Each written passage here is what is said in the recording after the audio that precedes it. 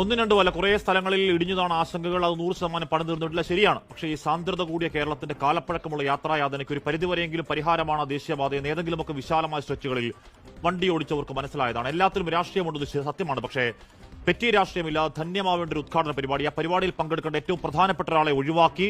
അതിൽ സ്വാഭാവിക പ്രതിഷേധം, സർക്കാർ ബഹിഷ്കരണം, ഉദ്ഘാടനം നിറമങ്ങിയ ഒരു ഇലക്ഷൻ കാല രാഷ്ട്രീയ പരിപാടിയായ ദിവസമാണ്. പൊളിറ്റിക്കൽ പൊളൈറ്റിക്ക് രാഷ്ട്രീയാന്തസ്സിന് ചേരാത്ത പണി അങ്ങേറ്റം മോശമാണ്. മുഖ്യമന്ത്രി ഉണ്ടെന്നും അദ്ദേഹത്തിന് മരുമകനെ കൂടി വിളിക്കേണ്ട കാര്യമില്ലെന്നും കഴമ്പില്ലാതെന്ന് പറയലാണ് ഒരു രാഷ്ട്രീയ പാർട്ടിയുടെ സംസ്ഥാന അധ്യക്ഷൻ അസംബന്ധ വർത്താനം. ആ മുഖ്യമന്ത്രി മരുമോനും ഒക്കെ വീട്ടിലൊരു മരുമോനെ വിളിക്കേണ്ടെന്നേ. വിളിക്കാൻ പോയത് RC-യുടെ വീട്ടുപാലുകാച്ചലല്ല. ഇല്ലാതായി പോയൊരു പദ്ധതിക്ക് ജീവശ്വാസം കൊടുത്ത് 16,000 കോടി രൂപ സ്വന്തം എക്സ്ചക്കറിൽ നിന്ന് കൊടുത്തൊരു സംസ്ഥാനത്തിന്റെ പൊതുമരാമത്ത് മന്ത്രിയെ വിളിക്കണം. ഇല്ലെങ്കിൽ ആ പ്രോട്ടോകോൾ പൊളിറ്റിക്കൽ പ്രോട്ടോകോളാണ്. ദേശീയപാതയ്ക്ക് അങ്ങേയറ്റം കഷ്ടപ്പെട്ടവൻ കഠിനാധ്വാനം ചെയ്ത ഒരുത്തിനെ ചവിട്ടി പുറത്താക്കി. അതുമായി ഏതെങ്കിലും ബന്ധം, ഒരു പുലബന്ധം പോലും ഇല്ലാത്ത BJP അധ്യക്ഷൻ ആ ഒഫീഷ്യൽ പരിപാടിയിൽ വിരിഞ്ഞിരിപ്പാണെങ്കിൽ വിളിക്കണം. ഇലക്ഷൻ കാല ഷോ ഫുളുപ്പില്ലാത്ത രാഷ്ട്രീയം. ഏതോ തേങ്ങ മാങ്ങ ആമക്കുഞ്ഞുങ്ങൾക്ക് ഡേ കെയർ എന്നൊക്കെ പറഞ്ഞ് ചവിട്ടിക്കൂട്ടി മൂലക്കാക്കിയവർക്ക് ഇന്ന് എയിംസ് വിഷയത്തിൽ കണക്കിൽ പ്രഹരിക്കുന്ന ഒരു കോടതി. ആ വിഷയത്തിൽ ഒരു മറ്റേ മോൻ എന്ന വെടലവർത്താനം പറഞ്ഞത് കേന്ദ്രമന്ത്രിയാണെങ്കിൽ ഇന്ന് ഈ രാജീവ് ചന്ദ്രശേഖർ പറയുന്ന മരുമോൻ ഏതാ?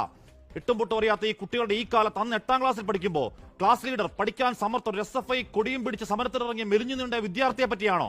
സ്കൂളിലെ രാഷ്ട്രീയ ബോധ്യം, SFI, DYFI, CPM branch secretary എന്ന് വേണ്ട, അടിത്തട്ടിൽ രാപ്പകൽ നോക്കാതെ കഷ്ടപ്പെട്ടവനാണ്.